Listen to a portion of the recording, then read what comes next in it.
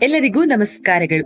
ಭಾರತದಲ್ಲಿರುವ ದೇವಾಲಯಗಳು ದೈವಿಕ ಕ್ಷೇತ್ರ ಅಥವಾ ಪೂಜಾ ಸ್ಥಳಗಳು ಮಾತ್ರವಲ್ಲ, ಅವುಗಳು ಭಾರತದ ಶ್ರೀಮಂತ ಇತಿಹಾಸ, ನಂಬಿಕೆ ಮತ್ತು ನಿಗೂಢತೆಯಲ್ಲಿಯೂ ಮುಳುಗಿದೆ. ಸಾಮಾನ್ಯವಾಗಿ ನೀವು ನೋಡಿರುವಂತೆ ದೇವಾಲಯಗಳು ಸೂರ್ಯೋದಯದ ಸಮಯದಲ್ಲಿ ತೆರೆದು ರಾತ್ರಿ ಮುಚ್ಚುತ್ತವೆ. ಅವುಗಳ ನಡುವೆ ದೇಶದಲ್ಲಿ ಕೆಲವು ವಿಶೇಷ ದೇವಾಲಯಗಳು ಕೂಡ ಇವೆ. ಅಲ್ಲಿ ಪೂಜೆಯನ್ನ ಹಗಲಿನಲ್ಲಿ ಮಾತ್ರವಲ್ಲ, ರಾತ್ರಿಯಲ್ಲಿ ಕೂಡ ಮಾಡಲಾಗುತ್ತೆ. ಗರ್ಭಗುಡಿಯಲ್ಲಿ ಉರಿಯುತ್ತಿರುವ ದೀಪಗಳು, ಪ್ರತಿಧ್ವನಿಸುವ ಪಠಣಗಳು ರಾತ್ರಿಯ ವೇಳೆ ನಿಗೂಢ ವಾತಾವರಣವನ್ನ ಸೃಷ್ಟಿಸುತ್ತೆ. ನಂಬಿಕೆಗಳ ಪ್ರಕಾರ ದೇವರುಗಳ ಶಕ್ತಿ ರಾತ್ರಿಯಲ್ಲಿ ಹೆಚ್ಚು ಸಕ್ರಿಯವಾಗಿರುತ್ತೆ ಎಂದು ನಂಬಲಾಗುತ್ತೆ. ಇದಲ್ಲದೆ ಕೆಲವು ದೇವಾಲಯಗಳಲ್ಲಿ ರಾತ್ರಿಯಂದು ಅದೃಶ್ಯ ಶಕ್ತಿಗಳು ವಾಸಿಸುತ್ತವೆ ಎಂಬ ನಂಬಿಕೆ ಕೂಡ ಇದೆ. ತಾಂತ್ರಿಕ ಮತ್ತು ಶೈವ ಸಂಪ್ರದಾಯಗಳಲ್ಲಿ ರಾತ್ರಿ ಪೂಜೆಯನ್ನ ಬಹಳ ಮುಖ್ಯವೆಂದು ಪರಿಗಣಿಸಲಾಗುತ್ತೆ. ಹಾಗಾಗಿ ರಾತ್ರಿಯಲ್ಲಿ ದರ್ಶನ ನೀಡುವ ದೇವಾಲಯಗಳು ಯಾವುವು? ಬನ್ನಿ ತಿಳಿಯೋಣ. 1. ಜ್ವಾಲಾಮುಖಿ ದೇವಸ್ಥಾನ, ಹಿಮಾಚಲ ಪ್ರದೇಶ.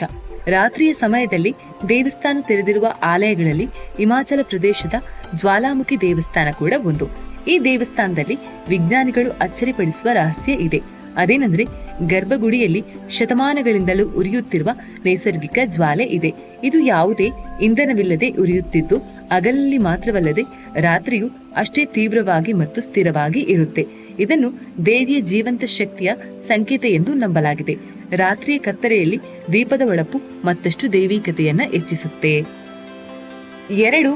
ಮೆಹಂದಿಪುರ ಬಾಲಾಜಿ ದೇವಸ್ಥಾನ, ರಾಜಸ್ಥಾನ್. ದೆವ್ವಗಳನ್ನ ಸ್ವತಃ ದೇವರೇ ಓಡಿಸುವ ರೋಮಾಂಚಕ ದೃಶ್ಯವನ್ನ ನೀವು ನೋಡಲು ಬಯಸುತ್ತೀರಾ? ಹಾಗಾದ್ರೆ ರಾಜಸ್ಥಾನದ ರಾಜ್ಯದ ಅತ್ಯಂತ ಅಪರೂಪದ ಮೆಹಂದಿಪುರ ಬಾಲಾಜಿ ದೇವಸ್ಥಾನಕ್ಕೆ ಭೇಟಿ ನೀಡಲೇಬೇಕು. ಈ ದೇವಾಲಯವು ವಿಶೇಷವಾಗಿ ನಿಗೂಢ ಮತ್ತು ನಕಾರಾತ್ಮಕ ಶಕ್ತಿಗಳನ್ನ ತೊಡೆದು ಹಾಕಲು ಸಹಾಯ ಮಾಡುತ್ತೆ. ಇಲ್ಲದೆ ರಾತ್ರಿಯ ಆಚರಣೆಗಳಿಗೆ ಹೆಸರುವಾಸಿಯಾಗಿದೆ. ಈ ದೇವಸ್ಥಾನದಲ್ಲಿ ನಡೆಸುವ ಆರತಿ ಮತ್ತು ಧಾರ್ಮಿಕ ಆಚರಣೆಗಳು ಸಾಮಾನ್ಯ ದೇವಾಲಯಗಳಿಗಿಂತ ಸಂಪೂರ್ಣವಾಗಿ ಭಿನ್ನವಾಗಿರುತ್ತೆ. ಕತ್ತಲೆಯ ಸಮಯದಲ್ಲಿ ದೈವಿಕ ಶಕ್ತಿಗಳು ಹೆಚ್ಚು ಸಕ್ರಿಯವಾಗಿರುತ್ತೆ ಎಂದು ನಂಬಲಾಗಿದೆ. 3. ಕರ್ನಿ ಮಾತಾ ದೇವಾಲಯ, ದೇಶ್ನೋಕ್, ರಾಜಸ್ಥಾನ. ರಾಜಸ್ಥಾನ ರಾಜ್ಯದ ದೇಶ್ನೋಕ್ನಲ್ಲಿರುವ ಅತ್ಯಂತ ವಿಚಿತ್ರ ಅಪರೂಪದ ದೇವಸ್ಥಾನ ಅಂದ್ರೆ ಅದು ಕರ್ನಿ ಮಾತಾ ದೇವಾಲಯ. ಇಲ್ಲಿ ನೂರಾರು ಇಲಿಗಳನ್ನ ನೀವು ಕಾಣಬಹುದು. ಸಾಮಾನ್ಯವಾಗಿ ಇದನ್ನು ಇಲಿಗಳ ದೇವಸ್ಥಾನ ಅಂತಾನೆ ಕರೆಯಲಾಗುತ್ತೆ.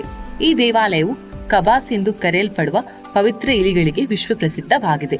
ದೇವಾಲಯದ ಆವರಣದಲ್ಲಿರುವ ಇಲಿಗಳು ಕರ್ನಿಮಾತಾ ಅವರ ಕುಟುಂಬ ಸದಸ್ಯರ ಪುನರ್ಜನ್ಮಗಳು ಎಂದು ನಂಬಲಾಗುತ್ತೆ. 4.